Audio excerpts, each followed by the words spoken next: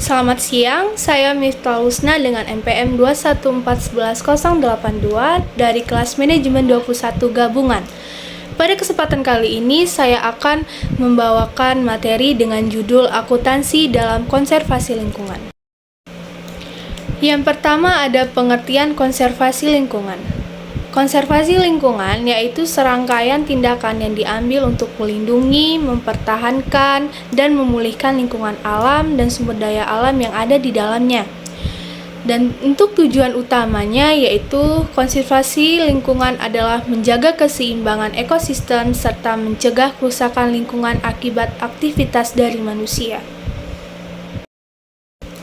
Untuk faktor yang mempengaruhi akuntansi dalam konservasi lingkungan yaitu yang pertama ada peraturan dan regulasi, yaitu akuntansi diperlukan untuk memenuhi kewajiban pelaporan yang ditetapkan oleh hukum dan peraturan agar mendorong perusahaan untuk memantau, melaporkan, dan meminimalkan dampak lingkungan mereka.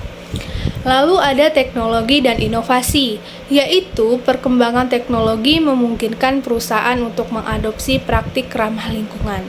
Dan yang terakhir ada persepsi publik, yang dimana kesadaran masyarakat tentang isu-isu lingkungan pada meningkat, dan perusahaan harus menjaga citra dari perusahaan tersebut agar perusahaan tidak mengalami kendala yang sangat serius.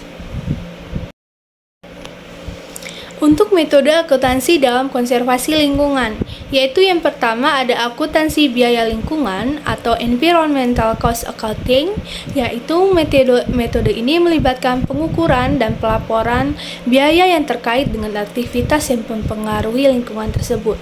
Lalu yang kedua ada penilaian dampak lingkungan atau environmental impact assessment, yaitu metode ini digunakan untuk mengevaluasi dampak lingkungan dari aktivitas perusahaan sebelum mereka melakukannya. Lalu yang terakhir ada laporan keberlanjutan, sustainability reporting, yaitu perusahaan seringkali menerbitkan laporan keberlanjutan yang mencakup informasi tentang berbagai aspek kinerja lingkungan mereka. Lalu yang terakhir ada peran akuntansi dalam konservasi lingkungan di perusahaan. Yang pertama ada pengukuran untuk kinerja lingkungan, yaitu memungkinkan perusahaan untuk mengevaluasi kinerja lingkungan mereka seiring berjalannya waktu. Jadi tugasnya mereka yaitu mengevaluasi dalam jangka waktu sebulan maupun setahun apa saja yang sudah mereka lakukan. Lalu yang kedua ada pengukuran biaya dan manfaat, yaitu membantu perusahaan mengukur biaya dan manfaat dari inisiatif konservasi lingkungan. Lalu yang ketiga ada audit lingkungan.